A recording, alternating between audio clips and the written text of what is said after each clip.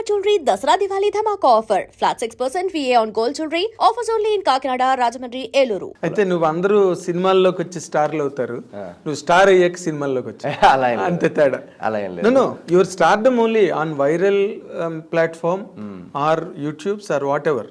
You became very famous and was you attracted with the people towards you. So it is almost that stardom only fetched you that agent Srinivas Athreya. ఆ నమ్మకం అనేది అక్కడి నుంచి వచ్చింది producer కూడా. ఇప్పుడు అదంతా లేకపోతే అదే జీరో అనుకో. అవును, దీనికి కనెక్ట్ అవడానికే నీకు అవకాశం లేదు. బట్ అంత స్ట్రగుల్ నువ్వు తెలుగు ఇండస్ట్రీలో పడ్డానికి you are never prepared. Why? నేను ఇప్పుడు నువ్వు అక్కడ పడ్డదేం తక్కువ కాదు. అవునవును. మరి అది ఇక్కడ ఎందుకు పెట్టలేదు? నేను చాలా ఇయర్స్ ఇక్కడ కూడా నేను అక్కడికి వెళ్ళే ముందు ఇక్కడ కూడా నేను చాలా ట్రయల్స్ చేశాను. అసలు ఇక్కడ ఆల్మోస్ట్ కృష్ణనగర్లో చెప్పులు అరిగేదాకా తిరిగాను నేను. అసలు ప్రతి ప్రొడ్యూసర్, ఇప్పుడు మనం ఇండస్ట్రీలో ఉన్న ప్రతి ప్రొడక్షన్ ఆఫీసు అందరికీ తెలుసు నవీన్ అనే కుర్రాడు ఉన్నాడు, ఆడిషన్స్ చేస్తున్నాడు, బాగా చేస్తున్నాడు. బట్ ఏంటంటే అది వాళ్ళ తప్పు కూడా కాదు. అది ఎవరన్నా, ఇప్పుడు సినిమా అనేది నేను ఎన్నోసార్లు చెప్పాను, ఇట్స్ అ బిజినెస్. దీనిలో ఎమోషన్స్ పెట్టుకుంటే వేస్ట్. ఇక్కడ ఏమి ఎమోషన్స్ ఏమి ఉండవు, బిజినెస్. పైగా మీ వాళ్ళు ఎవరు కూడా లేరు కదా ఇండస్ట్రీ నుంచి, మాకు ఎవరు సపోర్ట్ లేదు, ఫ్యామిలీ సపోర్ట్. సో నా మీద డబ్బులు పెట్టాలంటే ఆ ప్రొడ్యూసర్కి కాన్ఫిడెన్స్ రావాలి. ఈ అబ్బాయిని పెట్టి నేను లాంచ్ చేస్తే నాకు సినిమా సూపర్ హిట్ అవ్వాలి.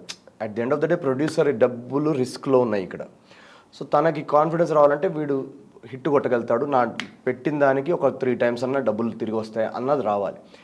అది రావాలంటే either somebody has to take a chance, or నువ్వు ఆల్రెడీ ప్రూవ్ చేసుకొని ఉంటే వేరే సినిమాలో ఒకసారి ప్రూవ్ అయింది కదా, ఒకసారి వచ్చింది, ఒక హిట్ పడింది, ఇప్పుడు పెడతానని ఎవరైనా ముందుకు వస్తారు. ప్రెసిడెన్స్ ఉండాలి. ఏ ప్రెసిడెన్స్ లేకుండా ఎవరైనా పెట్టాలంటే రిస్క్ తీసుకోవాలి. ఆ రిస్క్ తీసుకోవడానికి ఇంకా అది ఎవరు ముందుకు రాలేదన్నమాట, ఆ రిస్క్ తీసుకోవడానికి. సో ఇంకా అందుకే ఇలా నాకు చాలామంది చెప్పేవాళ్ళు, మీరే పెట్టేసేయండి, 1 కోటి రూపాయలు పెట్టి అని. 1 కోటి రూపాయలు మా దగ్గరే ఉంటే సినిమా యాక్టర్ ఏమన్నా నేను అసలు ఇన్ని ఆడిషన్లు, అసలు చెప్పులు అరిగేలాగా తిరగడాలు, ఆ బాంబేలో ఏమంటారు ర్యాట్స్తో ఉన్న రూమ్లలో ఉండడాలు, ఇవన్నీ అవసరమా? మా దగ్గర ఏదో డబ్బులు ఉంటే 1 కోటి రూపాయలు ఏదో అటు ఇటు చేసేసి ఏదో ఒకటి చేసేవాళ్ళం కదా చిన్న. అసలు originally what is your family status and what is normal middle class family అండి. సో నార్మల్, అది చాలా ఇయర్స్ వరకు యాక్చువల్గా మా మదర్ బ్యాంక్లో పనిచేసేవాళ్ళు అనమాట. క్యాషియర్ లాగా బ్యాంక్లో స్టార్ట్ చేశారు తను హైదరాబాద్లో. ఓకే. సో ఇంకా నార్మల్ ఫ్యామిలీకి ఎలా ఉంటుంది, ఇంజనీరింగ్ చేసుకొని ఎంఎస్ చేసి, మా ఫాదర్ కూడా ఇదే ఫార్మాస్యూటికల్ ఏమంటారు బల్క్ డ్రగ్స్ కంపెనీలో సేల్స్మెన్గా చేసేవాళ్ళు. ఓకే. సో తర్వాత కొన్ని ఇయర్స్ తర్వాత ఆ జాబ్ కూడా పోవడం వల్ల చాలా అలా పరిస్థితి అంత బాగాలేకుండే.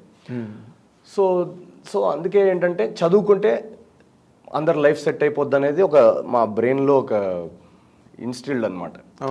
ఏ ప్రాబ్లం నుంచైనా బయటపడచ్చు చదువుంటే అనేది క్లియర్. అందుకే మా ఇంట్లో ముగ్గురం అందరూ చదువుకున్నాం బాగా. ముగ్గురు బ్రదర్సేనా? Brother and sister. Okay. So ముగ్గురు ఇంజనీర్సే. మా మొత్తం ఫ్యామిలీ అంతా ఇంజనీరింగ్. అంటే మా ఫాదర్ వాళ్ళ అదే కదా ప్రాసెస్. ఫాదర్ వాళ్ళ brother kids IIT Chennai, IIT Kharagpur. So IIT కొట్టడం అనేది ఒక ఏమంటారు ఎక్స్పెక్టెడ్ థింగ్. ఓకే. ఎందుకంటే అంత చదువుకొని గ్రాంటెడ్ థింగ్.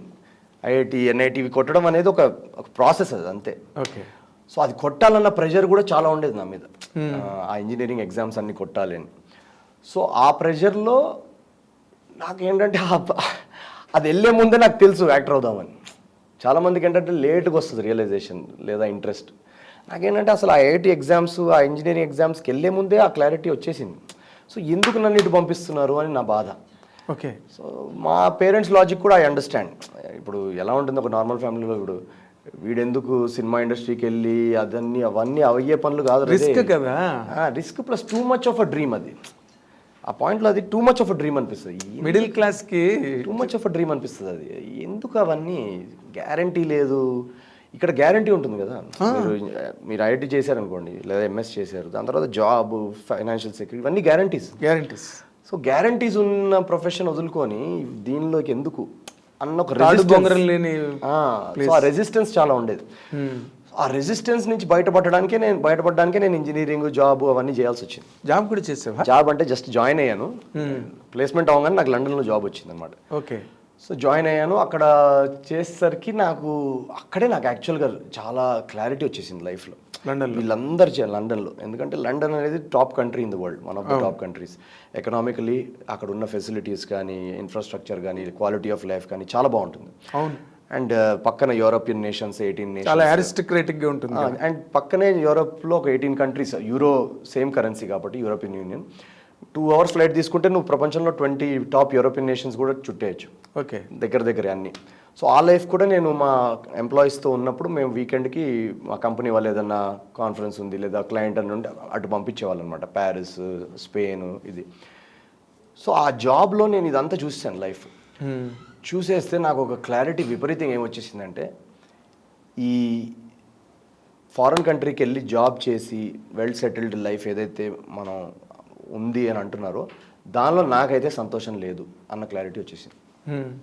ఎందుకంటే I was very unhappy. Why? నాకు నచ్చిన పని చేయట్లేదు కదా. Okay, very unhappy. సో ఈ మెటీరియలిస్టిక్ కంఫర్ట్, ఒక మంచి కారు, ఒక మంచి modern city in the world, ఒక ప్రాపర్ ఏంటి ఫస్ట్ వరల్డ్ నేషన్లో బ్రతకడం, అక్కడ వీసా తీసుకొని అక్కడే పర్మనెంట్ రెసిడెంట్గా ఉండడం, పెళ్లి చేసుకొని అక్కడ సెటిల్ అయ్యి, వీటన్నిటిని అబ్జర్వ్ చేశాను నేను. అక్కడ సంతోషం లేదనిపించింది నాకు. ఇంకెవరికైనా ఉండొచ్చు సంతోషం, నాకైతే యాక్టింగ్. అది చేయకపోతే నేను లైఫ్లో హ్యాపీగా ఉండను అన్న క్లారిటీ నాకు అక్కడ వచ్చింది. ఓకే. ఇంకా ఇంట్లో వాళ్ళకి చెప్తే అయితే ఒప్పుకోరు, చంపేస్తారు ఇంక అసలు. సో నేను ఒకటి ఏం చేశానంటే, నేను ఇప్పటికీ ఆ జాబ్లో రెసిగ్నేషన్ లెటర్ కూడా తీసుకోలేదు, నేను తీసుకోలేదు, వాళ్ళకి ఇన్ఫార్మ్ కూడా చేయలేదు నేను. జస్ట్ ఒకరోజు ఇలా కూర్చున్నా, నా బర్త్డే అనుకుంటా ఆ రోజు, ఇలా కూర్చున్నా ఏడుస్తూ ఉన్నా, ఏంటి అసలు నేను ఎప్పుడు యాక్టర్ అవుతాను అని తప్పని ఇండియాకి టికెట్ బుక్ చేశా. బాస్కి కూడా ఇన్ఫార్మ్ చేయలేదు, ఇండియాకి వచ్చేసా.